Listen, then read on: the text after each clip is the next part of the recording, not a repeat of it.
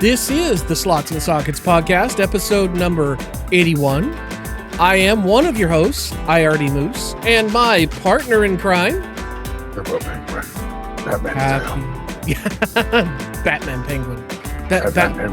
Batwin? No, let's not combine that.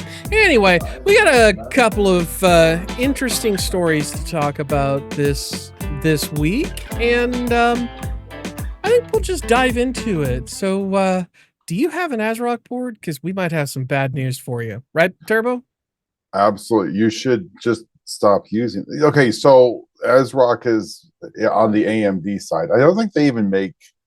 Do they make Intel boards? That's a good question. I think they did, yeah, at least for a while. I don't know if they currently do. I mean, they probably don't know because nobody's buying Intel. Well, but yeah, I mean, to be honest, I've never been a fan of ASrock because, as I recall, they started as Asus B-Stock brand and they were never particularly good. Okay, so yes, But, they have made Intel, and they currently make Intel boards. So okay, so ASrock has had a rough go since 9800X3D. Mm-hmm. Now, I don't know if this transfers, but there are reports that they're having issues with 7800X3D, but we're seeing the bigger issue of it on the 9800X3D. And the notion is that, well, their boards were frying 9800X3Ds. And look, failures, they happen. Okay, there's a return rate. There's an acceptable return rate. Yeah, you're never going to have a perfect product launch. You're going to have parts die like that.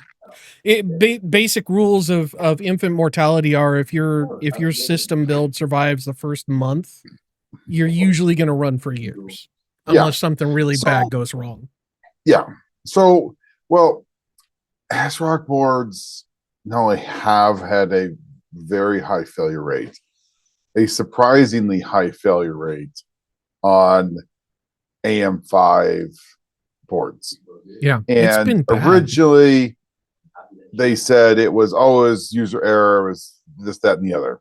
Well, they're kind of doing it Intel. They're kind of finding out, and AMD came out and was like, no, this is a BIOS thing. And of all of the manufacturers, like ASrock has had the most sporadic release of BIOSes known to mankind. Like they had nothing, and then they had like 6 of them, all of them within a week. Yeah. And so it was like, it's crazy. And so they're trying really hard to get away from and frying these boards. Well, they're still doing it. And so the question is like, how are you going to get past that? And I think the easy solution is go buy a different brand motherboard, because no one else is seeing this. I don't think these are all like user error and install problems. Yeah. Well, nobody that we know of is seeing it in volume. But there were some early failures with the 9800X3Ds across the board. Like all the manufacturers had some early issues with them that resulted in chips dying. But it wasn't like we're seeing with ASrock, where they figured out the issue, pushed the fix, and now ASrock's still having it. But so it could be something completely different. I mean, it could be. I don't know. I mean, but it's clear that it's lingered on this long, that either there's a couple of outcomes.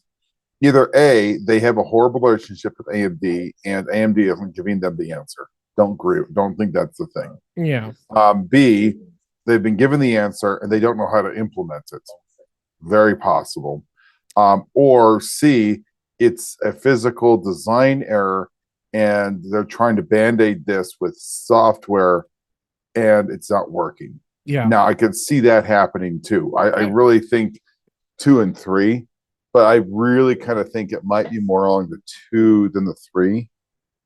Because I'm thinking it might be a physical issue with the boards themselves, not necessarily an issue with the BIOS. Because if AMD does their BIOS in a similar way to the way Intel did when I was there, there's a portion of the BIOS that, well, I mean, AMD identifies it as AGESA. Um, and that is AMD's code, and you shall not touch that. There's another portion of the BIOS that is the partner land where the manufacturer gets to play. And that's where things like the graphics for your UFI get put in, and all the fancy stuff that says, hey, this is a Gigabyte board, or this is an Asus board. And these are what we call these settings. And within there, they are allowed to change some of the behaviors on the AMD controlled side. But if it were an AMD issue, like from what we'd heard, the initial failing chips were, then ASrock would have nothing to do with fixing that. So that's kind of where I'm leaning more toward it potentially being a physical issue on the board that, like you said, they're trying to work around through software rather than an issue of implementation. So, I mean, it could potentially be something implementation related, but I think it's a lot less likely with the way I've seen BIOS setups implemented before. But any way you slice it, if you got an ASRock board and a 9800 X3D, or really any X3D for that matter, be careful. I mean, if you, it sounds like you might be on borrowed time, kind of like we were with the 13th and 14th gen before they fixed that. But this one doesn't sound like it's AMD's fault. It sounds to me like it's probably ASRock. I think it's ASRock. I mean, it could be something as silly as, poorly, designed boards. It could be, it could be a mixture between hardware and software. The problem that you run into is that it's really hard to get, get down to this, because ASRock still hasn't fixed it. No. And I mean, they are kind of acting very Intel-ish. So, I mean, at that point, it makes it really simple. I mean, I'd be like, no, I will spend $300 and go get a new board, and I will never touch ASRock with anything ever again. I mean, come on. I mean, that they were like, oh, we fixed this. Right. Let's see how that's going. Yeah. Give me a 6-month burn in running Prime 95 on a 9800 X3D, and we'll talk. Exactly. But it's like, when companies behave this way, can you ever really trust them again? And for me, the answer is flatly no. I mean, they weren't on my list of my list of manufacturers I was looking at already. Yeah. But I will say, it makes me question even graphics cards, because ASRock does make graphics cards, and I don't know. I just think it's probably not worth it. Yep. So from that perspective, it's like, you know what? I have other brands that I feel more, better about. So I probably pass on some of these brands, and I'm not saying it's just ASRock, but yeah. I mean, ASRock right now seems to be the only one nuking it, and I mean, if they put some bargain basement MOSFETs on the board, then sometimes those can short live, and you can get 12 volts sent to your 1.3 volt line, and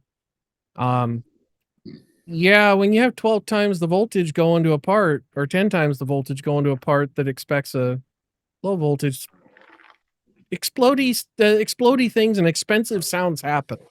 So speaking of expensive sounds, Asus has been making some noise lately about Zen 6. They officially made some confirmations.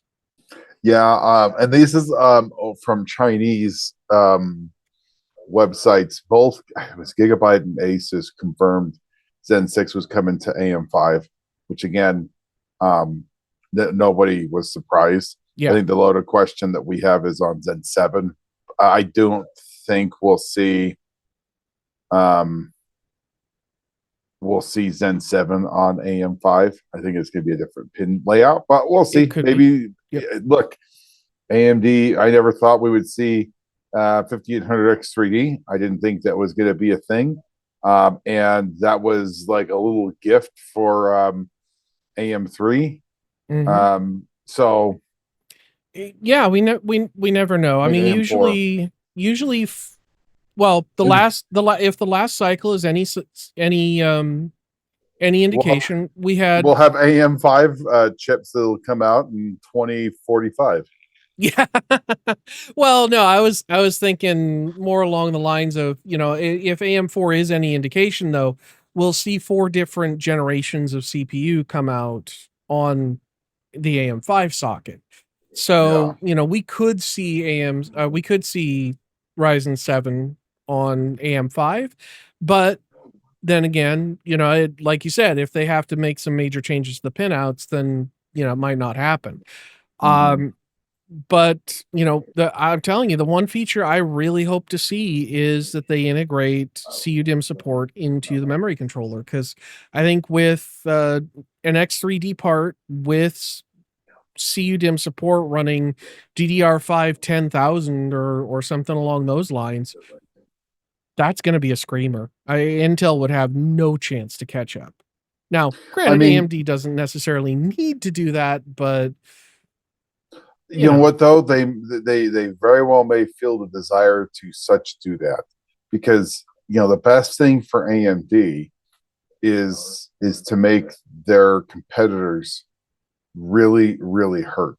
mhm, Because in the long run, their job is to sell, processors. mhm, And for them, how do they sell processors? By having the best product in the market. yep, So the best thing for AMD is to come out and be like, we'll see if Intel has anything that can touch this. And yeah, they absolutely should. Now the other half of this is they should run it like a business. They should make money, which I firmly believe they're doing that. yeah. Um, The best way to and they make need money to. is to get people like you and me to buy new CPUs. Mhm. Buy them every generation. Have something in there that's compelling for us. I will And say, if the next 10,800 X3D is legitimately 7 gigahertz, yeah, then yes, I'm um, yeah, I'm all over that. That's like absolutely. that's like um I'll have two. Yeah, exactly. Can It's we do man, that? Yeah, can I get that extra large? can I get dual sockets and supersize the memory, please? Yeah, exactly. Well, and the thing is if what they're doing really does do the if what they're talking about with next gen really is 7 gigahertz and it really is um more cores, Mm-hmm. the 10,800 equivalent, I guess is what we're maybe calling it. Um, it could be a 12 or a 16 core as the 800, Mm-hmm. and you could be looking at a 32 core for the 9950 X3D. And um, it'll be very interesting to see how this looks. I think there's a couple of different versions we could see. So the question is, what do we actually do see in the final piece? I think I think AMD has a couple of different skewed options that they could do, configurations, I guess, because they're all chiplet based. I think they're probably saying, okay, how is the best way for us to build this product line? Yeah. Yeah. Honestly, I hope it's all X3D. I Oh yeah. hope that there's not a single non X3D, okay, unless they come and say, okay, well, OEMs can have these and they don't have X3D, and they're for, yeah. Yeah. And somebody like my mom doesn't necessarily need X3D. And so, a lower end part for her would be just fine. But for you and me, I think for the vast majority of people looking at these parts, going with X3D just makes sense. Because most people are going to be doing something with gaming. Most people are going to be doing something with media creation, and having a part that's really good at gaming and pretty good at media creation is really the way to go. I mean, I honestly, I really wish that I'd had the chance to get a 9950X 3D, but you know, there may be a new one of those coming too, as from the rumors that we've heard, kind of a Gen 2 of that, but we haven't really seen much more since we last talked about that a couple months back. But Well, to be honest, and I think why we haven't heard a lot on that AMD for like the next Zen 6. mhm, I think they're trying to get a little bit more confident to find out what their competition has. yeah, I think they can scale it up and down. Um, and I think that's really kind of what they're looking at. yeah. So yeah, I honestly, I feel like AMD right now is where Intel was in 2012, 2013. yeah, Like they 10th, could do no 12th gen. wrong. Yeah. Not even that, not even 10th, 12th gen. I'm talking like Haswell, Ivy Bridge Oh, generation. Because that's really where Intel just was stomping everybody, and AMD just could not compete. That was bulldozer. oh. And I mean, that was the thinking around even when I was there was, you know, Intel can do no wrong. Intel just makes a chip and people buy it because what are they going to do? Buy AMD? Well, look how that turned out. You know, this is why you have competition.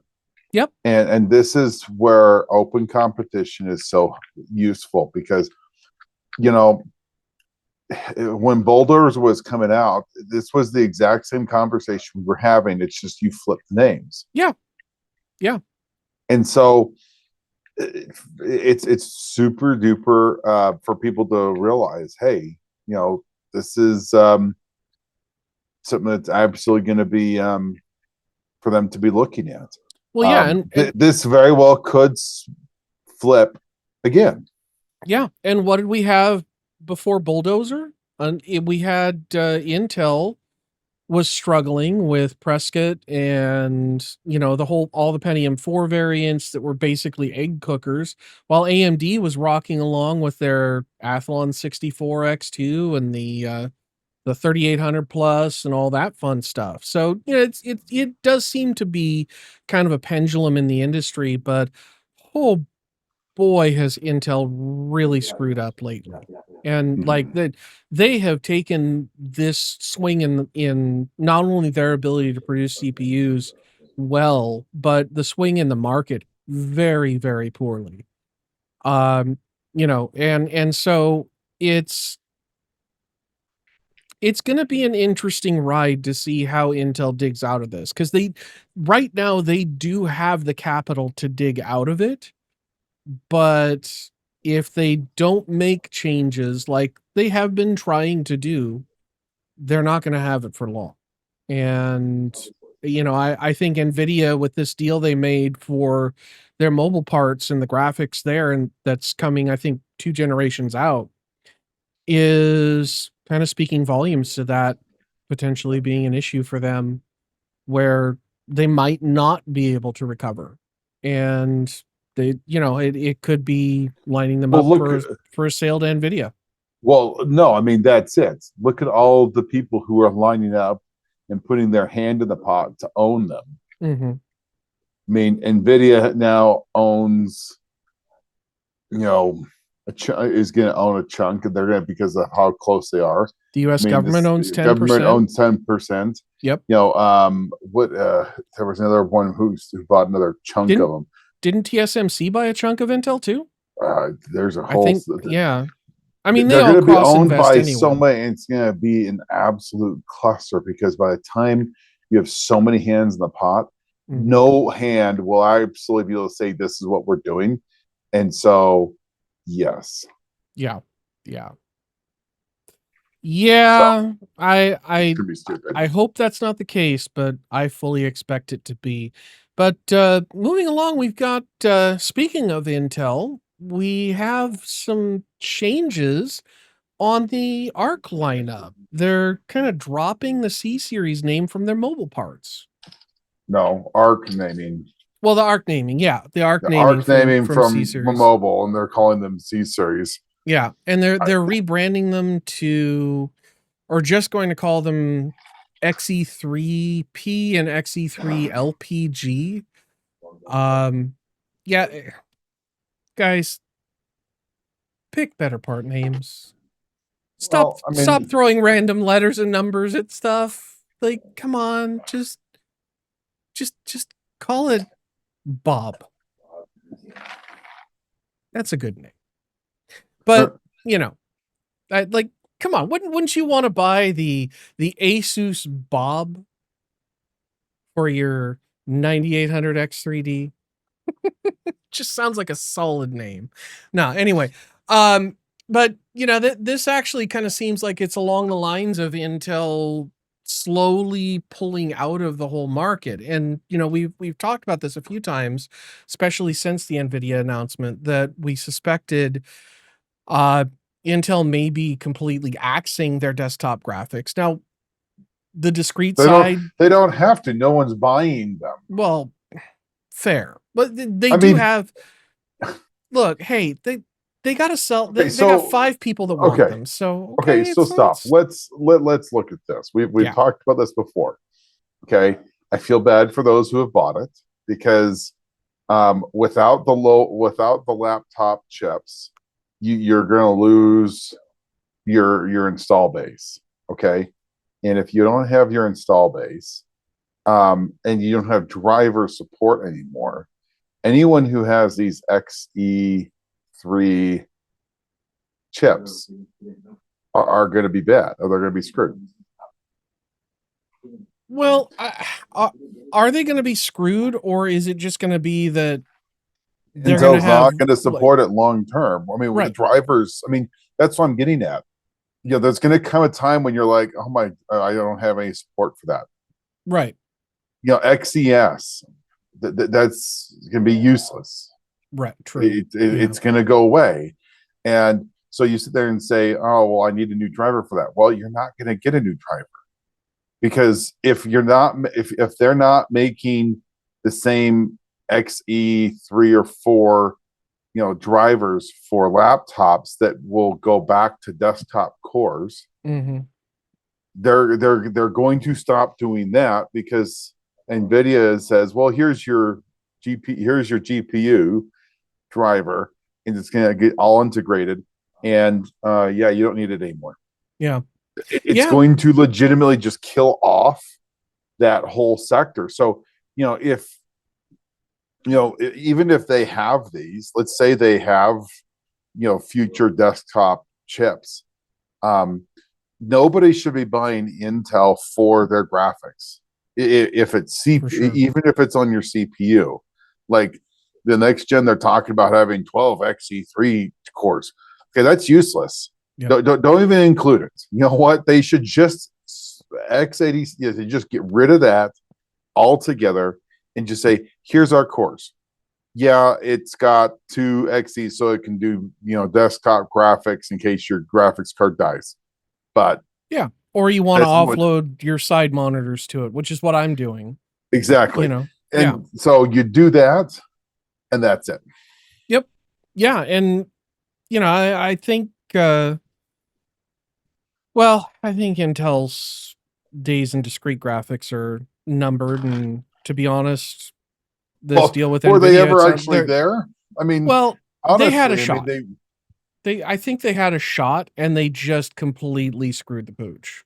Had they done this 10 years ago, they probably would have a better chance to actually complete because they had so much money coming in. They could have put money into it, but they didn't. And now, right now, you know, they don't have money. So if you don't have money, yeah. And the whole reason they didn't is because Larrabee exploded on the bench every time you powered it up. You know, Larrabee died right before I started working there. And every time somebody talked about discrete graphics, somebody in upper management was like, yeah, but what about Larrabee? And it just completely killed the conversation. It's like, what? Intel can't learn from its own mistakes? Well, apparently not.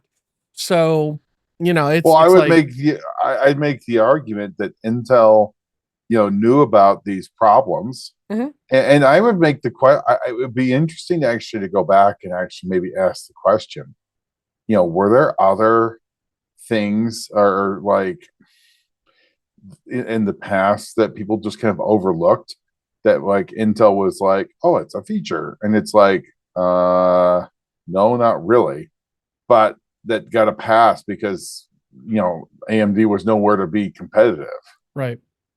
Yeah, I think there was a lot of that going on at Intel. We didn't, the attitude when I was there was we don't need to do anything but put out stuff that just kind of works and is slightly better than the previous generation because nobody is competing with us.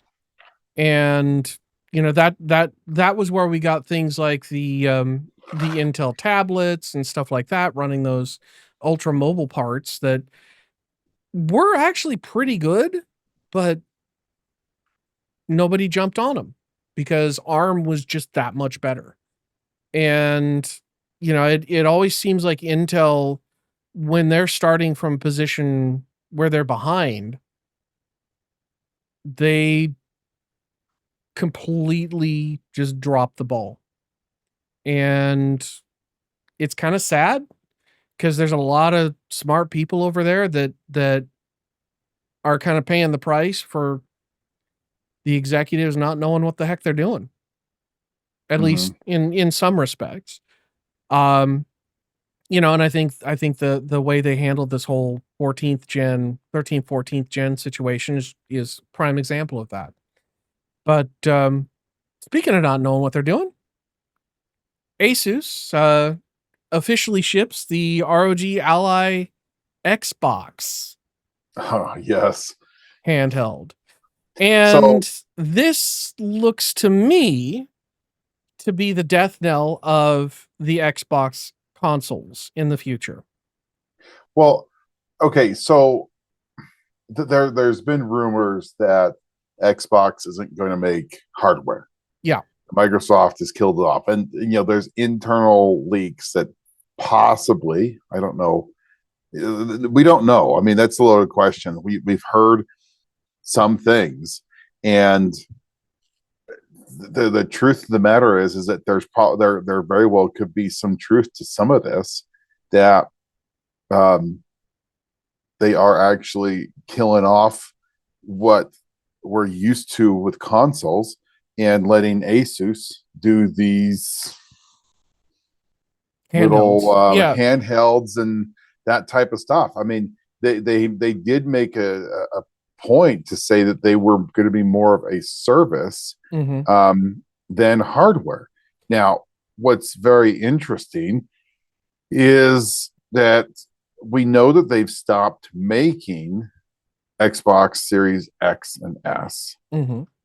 We know that they've stopped production, and there's rumors and hints that they're not making, or that their work on next gen has pretty much stopped. We know that they had a version that would be competitive with the PlayStation 5 Pro that they axed, Mhm. not AMD, they did. Yep. Um, and there's some talk that internally that they've axed the new replacement console. And it might make sense if they sit there and say, well, we'll let somebody else make the hardware. And they have this partnership with Asus where they have the ROG Ally Xbox edition. Mhm. And very interesting that you would have that with Asus to make this.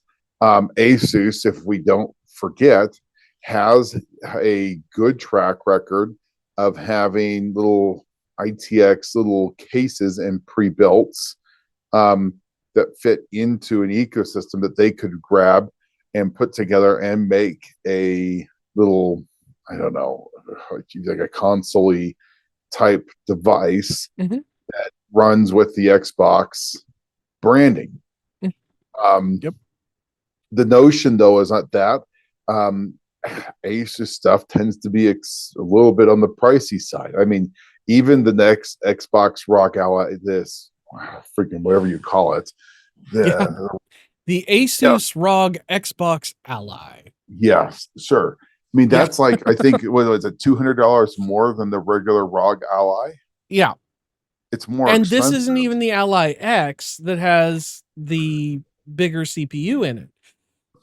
But I really have a feeling this is the direction that consoles are going to end up going. And it doesn't surprise me that all the signs are pointing to Microsoft kind of emulating what Steam did, but from the opposite direction. Because if you remember, Steam tried to do their own console thing about 10 years ago in the Steam box, and it flopped horribly. And so they kind of held off until uh, handheld gaming was really a thing, and hit a pretty big win with the Steam Deck. Um, and so the real difference I think here is Microsoft already has the engaged player base with their consoles and people having used them for forever. Uh, and so, they're taking an existing market and moving it into the handheld and the effectively licensed third party console Look, that 3DO tried to do in the early 2000s. there's two trains of thoughts you have going on here. One of these is going to be wildly successful. Mhm. I don't think both will be successful. I don't know which one will be successful right now. Okay. The handheld piece I think is a viable solution. Mhm. Um, and the handhelds are absolutely getting a lot more powerful, a lot more sophisticated than they have in the past. Yep. Even if you look at this last generation Steam Deck and beyond, there's some pretty powerful stuff, and there's some parts that will go into those devices upcoming that look really really powerful and really good. Yeah. Now, with that being said, okay, going full steam here, that looks really good. I mean, really really good. Um, so I could see that being a really positive thing. My only problem is that I think if you're going to be doing a handheld, I question how they're going to realistically keep off phones from moving into that space, because if I'm doing that type of graphics, phones have been getting better and better on the graphics side. I could very easily see phones encroaching into this. And Mhm. the concern that you might run into is phones and other devices pushing into this. Now, on the other side, the PlayStation side of their Sony is like, look, it still needs a machine. And they've doubled down with the PlayStation 5 Pro, done very well with it. They've sold Mhm. it very well. It continues to sell very well. And they're moving forward with next generation PlayStation 6. Yep. Um, and if there's no competition, the gamers that are used to sitting in front of your TV and playing video games, Sony is going to eat up that market if they don't if Microsoft doesn't get a device in its hands that's competitive. And if they think that Asus is going to come up with some sort of little set top box that's going to be $1,000, Sony is going to eat them for dinner, Yep. roll something out, and it's just going to work. And that's the real problem that they're going to run into if they go down that road.